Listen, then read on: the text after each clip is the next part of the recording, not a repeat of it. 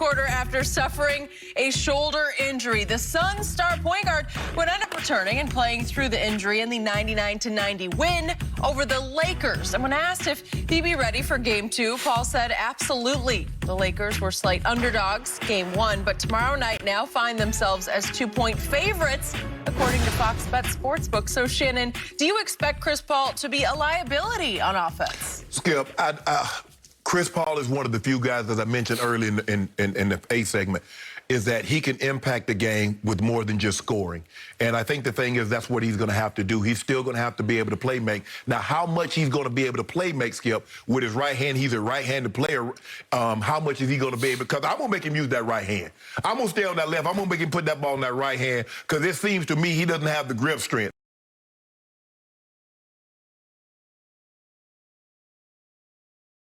And the ball just kept slipping out, and he just couldn't find it. So I'm going to test it early. So I'm telling Caruso or whomever's guarding him, Schroeder, stay on his left and make him keep the ball in his right hand. That's what we're going to do. And if the help comes, Skip, I'm helping off Chris Paul because I don't believe he can consistently make those shots that he would typically make because of that nerve impingement that could possibly be going on. Now, maybe it subsides. He has a day. I'm sure he'll ice it. He'll get stem, and he'll probably feel a little better. But I'm going to test it out. And guess what? I'm going to bang into him. I'm setting them picks.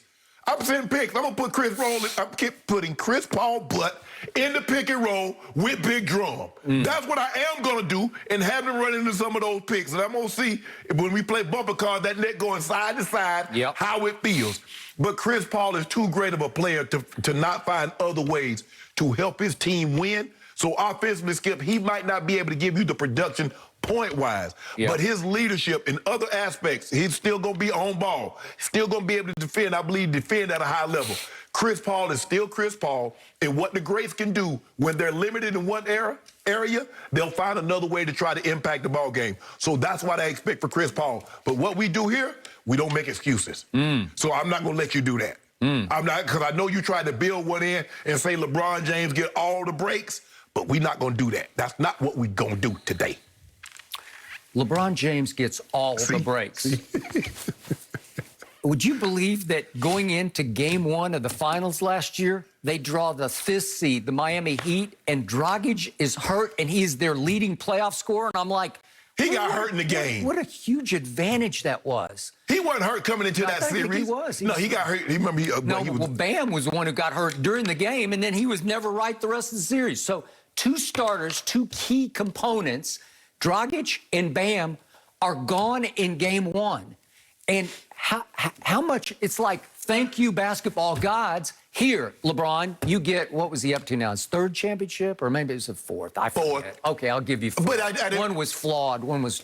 But you know what? Ray Allen it has an asterisk. I never heard people say when Kevin Love and Kyrie got hurt, Bron has all the bad luck. He gets all, they didn't say Bron get all the breaks then. They were applauding that Kyrie and Kevin Love was out and LeBron was undermanned against the Golden State Warriors. Now you talking about, Bam. He had them down 2-1, and there was no KD. They weren't the Warriors yet. Did you they see Steph Curry? Was there Steph Curry? Was Steph Curry still there? They still had Clay. But nobody knew he was Steph quite yet. Yeah, he was Steph. And Iguodala was the MVP of that final. But he was the MVP of the regular season, so I knew who he was. Okay. And Clay, they had Clay. Don't forget about Clay now. Your king had them down 2-1 with Game 4 in his house, and he shot 7 of 22 and went right in the tank in that game. Oh, he had a Kawhi game. Kawhi was 9 of 22 yesterday. He had a Kawhi game. Thank you for putting Kawhi in the same breath with LeBron James. Y'all been doing it for years. You, Kenny Smith, and a lot of y'all been doing that for years. All right, so back to Chris Paul.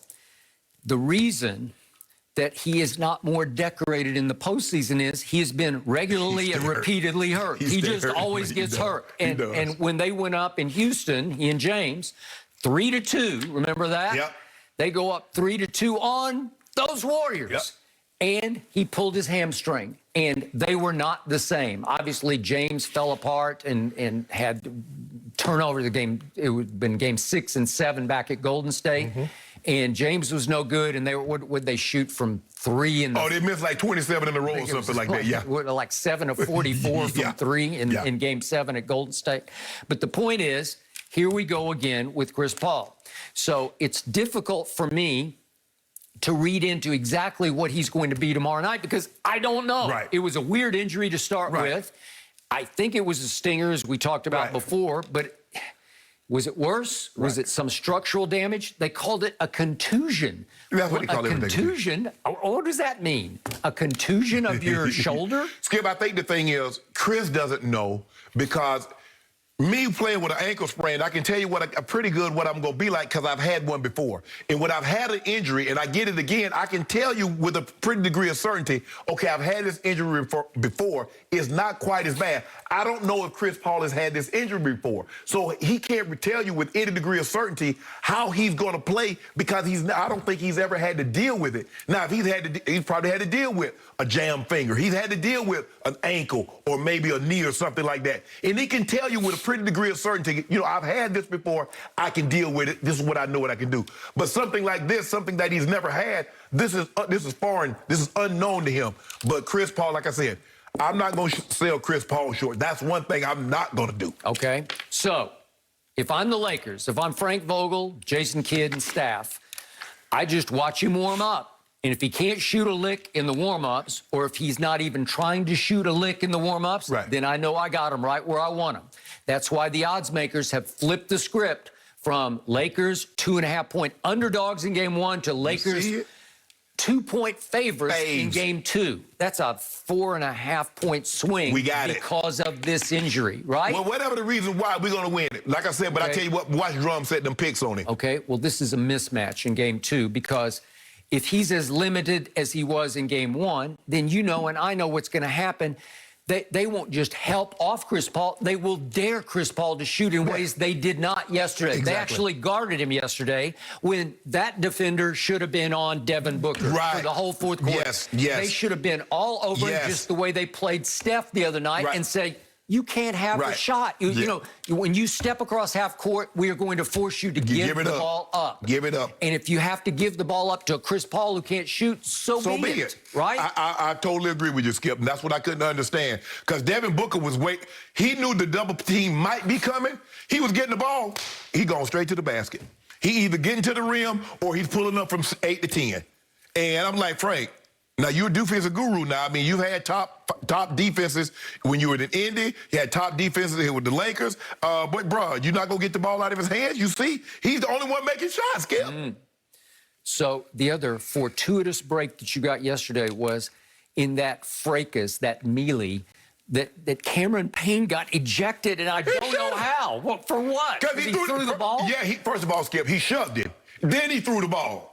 Did he not shove it? Well, then Montrez came running in and blasted, basically, right? And I don't know how Montrez didn't get. He got to take. We tried to separate it. We didn't want we didn't want no problem. We didn't want no trouble. Okay, so the point is, well, look, Caruso started it. Well, Skip, you get that a lot. The guy's holding the ball. He tried to explain to the referee, and the guy slaps it. Now, I didn't like that either because that's the way you can get a finger. Guy slapped the ball down and end up messing up a finger. Once upon a time, Russ got his knee wrecked that way by little Patrick Beverley. Exactly. So I get the Payne being upset because you can hurt somebody's hand like that, slapping the ball out of the hand. So he was lost, and that's your backup point guard. So really, Monty Williams had no choice down the stretch. He had to play Chris. Well, they still had Carter. They had, I think, Eton Moore. Eton Moore hit the shot the other day that won the ball game. Yeah, so they got guys that's more.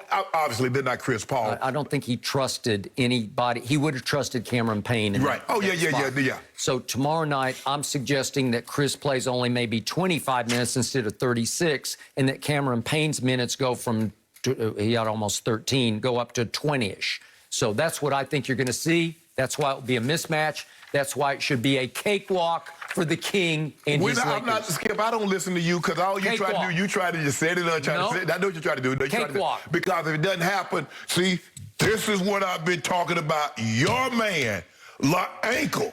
Okay, ankle James.